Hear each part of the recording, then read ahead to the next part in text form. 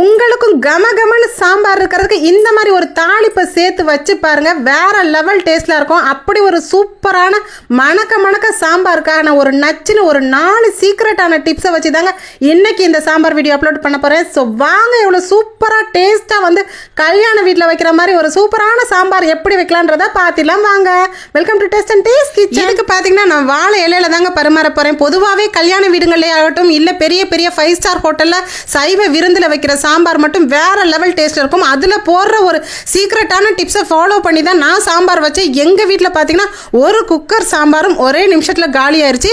அந்த மாதிரி ஒரு சூப்பராக மணக்க இருந்துச்சுங்க. இதில் ஒரு ஸ்பூன் நெய் ஊற்றி சுடு சாதத்தில் அப்படி கமன்னு சாம்பார் ஊற்றி சாப்பிட்டா வேற எந்த சைட் டிஷ்ஷுமே தேவையில்லைங்க.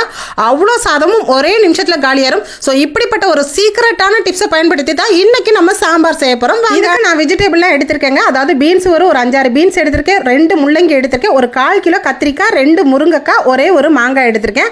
மாங்காய் வந்து கொஞ்சம் சுமாராக தான் இருந்தது. ஸோ எல்லாத்தையும் வந்து கட் பண்ணி போட்டிருக்கேன். இப்போ தான் மாங்காய் சீசன் ஆரம்பிக்குது. ஸோ இருந்தாலும் மாங்காய் முருங்கைக்காய் இல்லாத சாம்பார் இப்போ ரெடி. முதல்ல ஃபர்ஸ்ட் டிப்ஸை பாருங்க, சீக்ரெட்டான டிப்ஸ். இது வெங்காயம் தக்காளி காய்கறி எல்லாத்தையும் 2 ஸ்பூன் எண்ணெய் ஊற்றி நல்லா வதக்கிடுங்க. சின்ன வெங்காயம் தக்காளியும் நம்ம போடுறதுனால வதக்கி போடும்போது ரொம்பவே சுவை அதிகமாக இருக்கும். ஸோ இது அப்படியே நல்லா வதங்கட்டுங்க. வதங்கும் போதே ஓவரால் குக் ஆயிரும். இது அப்படியே இருக்கட்டும். ஸோ செகண்ட் டிப்ஸ் ரொம்ப சூப்பரான டிப்ஸுங்க. இது எல்லாருக்கும் ஓவரால் தெரிஞ்சிருக்கும். இது தெரியாதவங்க தெரிஞ்சுக்கங்க. இப்போ குக்கரை வச்சுக்கலாம். குக்கரை வச்சுட்டு நீங்கள் துவரம்பருப்பு எடுத்துக்கலாம். கரெக்டாக வந்து பார்த்தீங்கன்னா 200 கிராம் துவரம்பருப்பு நம்ம எடுத்துக்கலாம். சில பேர் கொஞ்சம் டேஸ்ட் அதிகமாக வேணும்னா ஒரு 200 கொஞ்சம் அதிகமாகவுமே நீங்கள் சேர்த்துக்கலாம். சேர்த்துட்டு இதை வந்து ட்ரையாக வறுத்துக்கணும். இந்த மாதிரி வறுத்து தாங்க அடுத்து நம்ம குக்கரில் வந்து குக் பண்ண போகிறோம். இந்த 2வது டிப்ஸில் நம்ம செய்யக்கூடிய சீக்ரெட் வந்து ரொம்ப சூப்பராக இருக்குங்க. இது எல்லாத்தையுமே வாஷ் பண்ணிக்குவோம். இப்போ பருப்பையும் நம்ம வறுத்து சேர்த்துருக்கோம். இதோட சேர்க்கக்கூடிய பொருட்கள் வந்து ரொம்ப டேஸ்ட் அதிகரிக்கக்கூடும். இப்போ துவரம்பருப்பு வாய்வுன்றதுனால 2 பூண்டு பல்லு வந்து அப்படியே நச்சு சேர்த்துக்கலாங்க. இதில் 4 பச்சை மிளகாய் கீரி சேர்த்துக்கலாம். அதுக்கப்புறம் பார்த்தீங்கன்னா வெங்காயம், சின்ன வெங்காயம், தக்காளி சேர்த்துக்கலாம். ஒரு தக்காளி மட்டும் போடுங்க. வெங்காயம் வந்து கரெக்டாக வந்து ஒரு 6 வெங்காயம் வந்து சேர்த்தா போதும். 1 ஸ்பூன் நெய், அதாவது சின்ன ஸ்பூனில் 1 ஸ்பூன் வந்து நெய் சேர்த்துக்கங்க. மஞ்சத்தூள் ஒரு 1/2 ஸ்பூன் சேர்த்துட்டு இது எல்லாத்தையுமே கலந்து நம்ம குக்கரில் வேக வைக்க போகிறோம். இதோட டேஸ்ட்டுக்காக ஒரு உருளைக்கிழங்கு தோல் சீவி சேர்த்துக்கங்க. சேர்த்துக்கிட்டிங்கன்னா குழம்பு வந்து திக்னஸ் கொடுக்கும், அதே டைம் டேஸ்ட்டும் அதிகரிக்குங்க. இப்போ குக்கரில் ஒரு 3 விசில் சேர்த்துக்கங்க. 3 விசிலுக்கு மேலே வச்சிங்கன்னா ரொம்ப குழஞ்சிரும். இப்போ காய்கறி நல்லா வதங்கிருச்சு. இதோட நம்ம ஒரு 1/2 ஸ்பூன் வந்து மஞ்சத்தூள் சேர்த்துக்கங்க. சேர்த்துட்டு இப்போ வதக்கிடுங்க. ஸோ நான் சொல்கிற இந்த டிப்ஸுக்கெல்லாம் ரொம்ப உங்களுக்கு பயனுள்ளதாக இருக்கும். அதே டைம் பார்த்தீங்கன்னா நீங்கள் வச்ச சாம்பார் தானான்னு சொல்லிட்டு யோசிப்பீங்க. அந்த அளவுக்கு டேஸ்ட் வேற லெவலாக இருக்கும். ஸோ நான் சொல்கிற இதே டிப்ஸை ஃபாலோ பண்ணிக்கோங்க.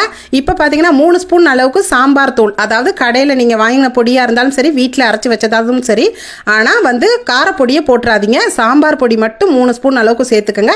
இப்போ கரெக்டாக வந்து ஒரு 2 கப்லேருந்து 3 கப் அளவுக்கு தண்ணி சேர்த்து நல்லா கொதிக்க வைங்க. தண்ணியோட அளவுகள் வந்து ரொம்ப அதிகமாகவும் போயிடக்கூடாது, ரொம்ப திக்காகவும் இருந்தால் அது வந்து பருப்பு எல்லாமே வந்துடும். கரெக்டாக கன்சிஸ்டன்சியில் இருக்கணும். இப்போ கல் உப்பு 2 ஸ்பூன் அளவுக்கு இப்போ நம்ம சேர்த்துக்கலாம். இப்போ இந்த பிராண்டு தான் நான் வந்து சாம்பார் பொடி போட்டிருக்கேங்க. அதுக்கு தான் நான் உங்களுக்கு காமிக்கிறேன்.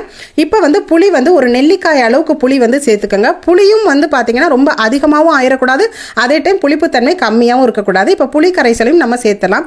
எல்லாமே உடனடியாக எதனால் சேர்க்குறோன்னா, காய்கறி நம்ம வதக்கும் போதே ஓவரால் வெந்திருக்கும். அதனால காய்கறி வந்து குழஞ்சிடக்கூடாது. அதுக்காக தான் நம்ம புளியை ஊற்றுறோம். புளியை ஊற்றிட்டா காய்கறி வந்து குழையாது. இப்போ பார்த்தீங்கன்னா மாங்காய் துண்டுகளையும் இதோட சேர்த்துக்கங்க. நீங்கள் வதக்குனதுக்கப்புறம் இமீடியட்டாக எல்லாமே ஸ்டெப் பை ஸ்டெப்பாக டக்குன்னு நீங்கள் வந்து இந்த பொருட்கள்லாம் போட்டுக்கலாம். அதாவது மஞ்சத்தூள், மிளகாய்த்தூள், புளி கரைசல், மாங்காய் எல்லாமே உடனே போட்டுக்கலாம். இப்போ பருப்பு எந்த லெவலில் இருக்குன்னு பார்ப்போம். நல்ல கொதி வந்து பருப்பு பார்த்தீங்கன்னா சூப்பராக வெங்காயம், தக்காளி, இந்த பூண்டு போட்டது நம்ம எல்லாமே வெந்துருச்சு. உருளைக்கிழங்கு எல்லாம் வெந்து நல்ல ஒரு திக்கான கன்சிஸ்டன்சியில் இருக்குது. இந்த மாதிரி பக்குவத்தில் கொத்தமல்லி தழைகளை நம்ம இதில் சேர்த்துக்கலாம். சேர்த்ததுக்கப்புறம் இப்போ வந்து 2த்தையும் நம்ம ஒன்றா ஆட் பண்ணிக்க போகிறோம். எப்பயுமே சாம்பார் வைக்கும் போது பார்த்தீங்கன்னா ரொம்பவே தண்ணியோட அளவு கரெக்டாக வைங்க. ரொம்ப தண்ணியாக இருந்தால் நல்லா இருக்காதுங்க. கரெக்டான பக்குவத்தில் வச்சிங்கன்னா தான் பெரிய கல்யாண வீடுகளில் சைவ விருந்தில் வைக்கிற கமகமக்கிற சாம்பார் இருக்குங்க. இப்போ நான் சொல்லக்கூடிய சீக்ரெட்டான டிப்ஸ் தாங்க 3வது டிப்ஸு. ஸோ அதை வந்து கடைசி வரைக்கும் வாட்ச் பண்ணுங்கள். அப்போ தான் தெரியும். 1 ஸ்பூன் ஜீரகமும் 1 ஸ்பூன் வெந்தயமும் நல்ல ட்ரையாக வறுத்து வச்சுக்குவோம். ஸோ இதை எப்போ போடணுன்றதை நான் பின்னாடி வாட்ச் பண்ணிகிட்டே இருங்க, சொல்கிறேன்.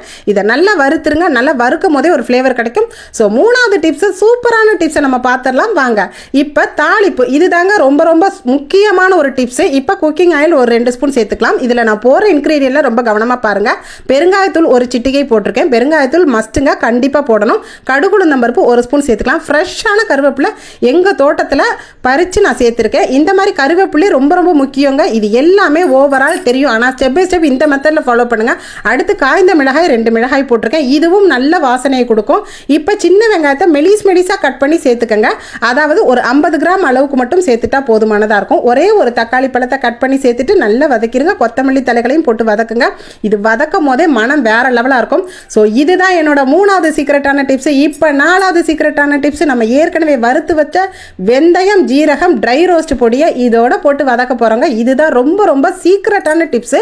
தெருவே மணக்கிற அளவுக்கு கமகமக்கிற கல்யாண வீட்டு சாம்பார் மாதிரி வைக்கணும்னா இந்த பொடியை நீங்கள் போட்டு பாருங்கள். அப்புறம் என்னங்க, வசந்த பவன் ஹோட்டல்லையா இருக்கட்டும், 5 ஸ்டார் ஹோட்டல்லையா இருக்கட்டும், உங்கள் சாம்பாருக்கு மிஞ்சின சாம்பார் வேற எதுவுமே கிடையாது. இந்த தாளிப்பு தாங்க ரொம்ப ரொம்ப கடைசி சீக்ரெட்டுன்னு சொல்லலாம்.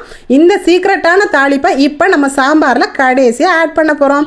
இப்போ இந்த தாளிப்பை சேர்த்ததுக்கப்புறம் இந்த சாம்பாரை ஊற்றி பரிமாறி பாருங்க. இந்த சாம்பாருக்கு மிஞ்சினது வேற எந்த சாம்பாருமே இல்லைன்னு சொல்லிட்டு நீங்கள் பெட் கட்டி சொல்லலாங்க. ஸோ அந்த அளவுக்கு ஒரு சூப்பரான சாம்பார் தாங்க செஞ்சு காமிச்சிருக்கேன். இந்த சாம்பார் வீடியோ பிடிச்சிருந்தா நம்ம வீடியோக்கு மறந்துடாமல் லைக் போட்டுக்கோங்க. அப்படியே இது மாதிரி இன்ட்ரெஸ்டிங்கான வீடியோஸ் வேணும்னா தொடர்ந்து நம்ம பேஜை வாட்ச் பண்ணிக்கோங்க. இந்த பயனுள்ள வீடியோவை உங்கள் ஃப்ரெண்ட்ஸ் அண்ட் ஃபேமிலி ரிலேட்டிவ்ஸ்க்கு நிறைய ஷேர் பண்ணிக்கோங்க. தேங்க்யூ.